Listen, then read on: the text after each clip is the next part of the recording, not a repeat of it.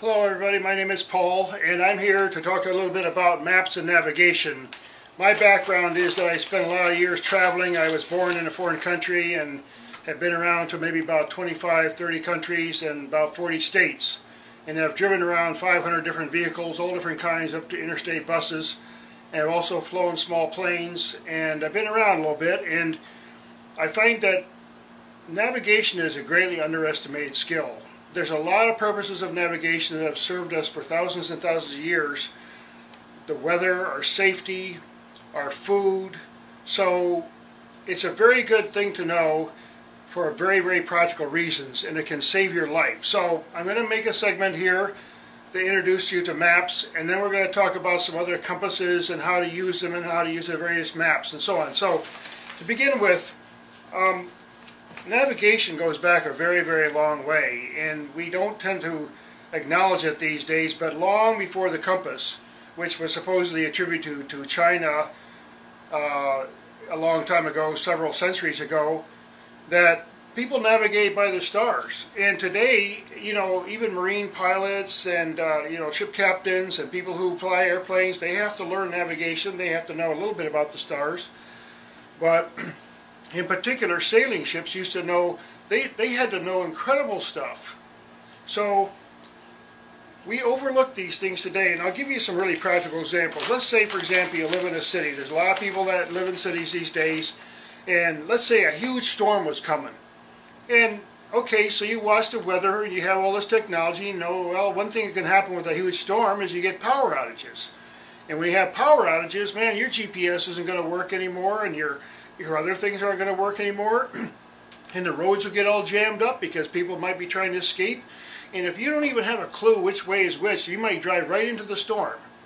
On the other hand, you might be really smart and look at a map and you check your compasses and you get in your car and you say, okay, well, here's my alternative A, B, C, D, and you get ahead of everybody and you get safety. So it's a very, very practical thing, and I urge people to watch the rest of these videos because we're going to get into some details here.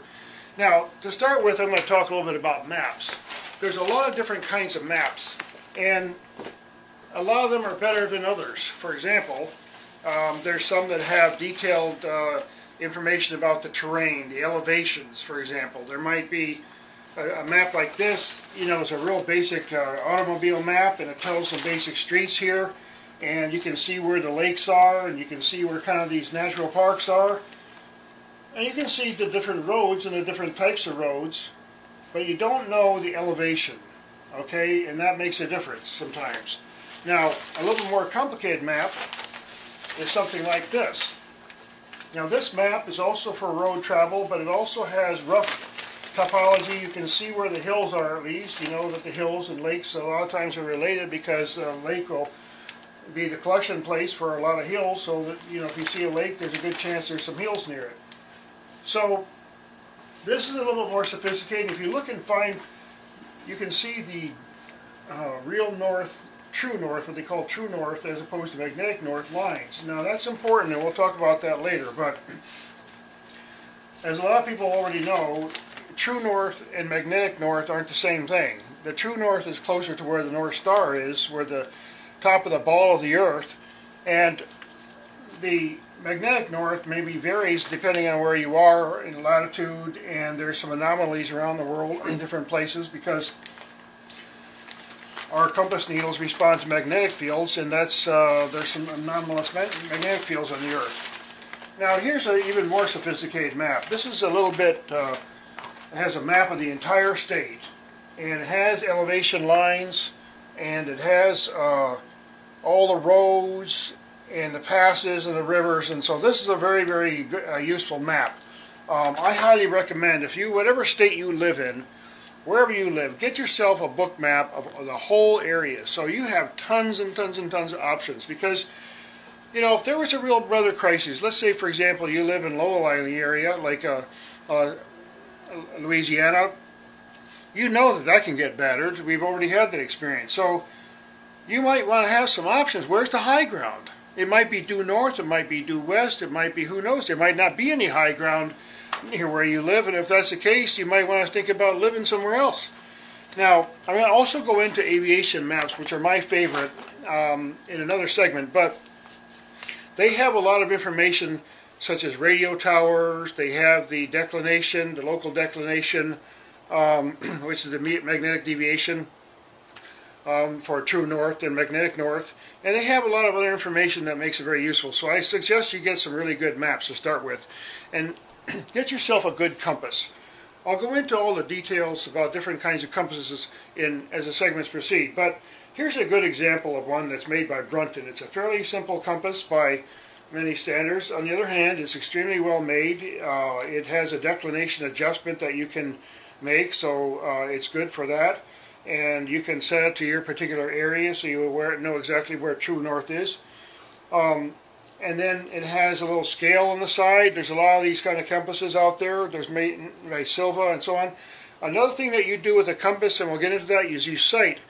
What you do, the mirror is to see where the north is. So you line the thing up with north, let's say, okay, and you use the mirror, okay, and you adjust this thing by using the mirror, and then you look down and you take your reading, okay, and that'll give you a reading of degrees or whatever, and so on. So we'll get into that more later. But the importance of navigation is really, like I said, it's underestimated in my view. A lot of people, I really believe their safety, their personal safety can be very directly related. So I suggest you get some gear together, and in your gear you get a backpack and you put in there a really high quality map and some other navigation instruments that we're going to get into. So in the next segment, I'm going to aim the camera down at the table. I'm going to show you some various kinds of compasses and how they're used, and what they're used for. And then I'm going to go into some actual sample navigation using various kinds of map, in particular the topological map and the aerial or the aviation map. So I'll see you in the next segment. Okay, for the balance of this segment, I'm going to talk a little bit about compasses and some of the other navigation tools. There's a lot of different things that you can use to get your way around, including some protractors and so on, but let's go through the basic compasses. Here is a really typical orienteering outdoor recreation type of compass made by Brunton. Now this has a sighting mechanism, as I demonstrated. It has a mirror. You can adjust it for declination, and it's well made and it's lightweight for traveling. This is a smaller version of something like that. It's much cheaper. It operates in similar principles. It does have a sort of funky declination adjustment that you can use here, but basically, you know, something you can keep in your car at all times. Here's a really nice sophisticated one, also made by Brunton, and this is a modern orienteering and outdoor recreation base plate compass, and it's really easy to use. I'll demonstrate that. Now, you get into some more sophisticated things, for example, where you have something like this. Now this is a World War II era navigation and military artillery type of compass. With this thing here, you can get an inclinometer. It has a case which you can put on a tripod, and you can set it for declination. You can get an angle. You can sight on latitude and longitude or at least you can use it very many ways. So this is a really nice one. This type of compass here is a very popular one for engineers and people who are surveying. It's a very sophisticated. Brunton makes a set now. They're very expensive. This is a used one. The mirror's broken. It was also used by the military at one time. It has a self-dampening needle.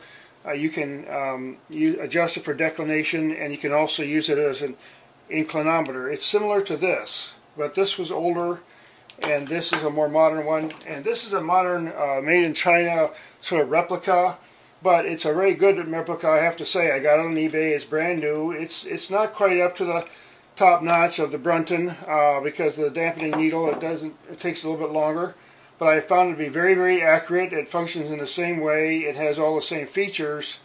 The build quality is just not up to Brunton, but you know, in a pinch, I mean, cost value is certainly very, very good. You also have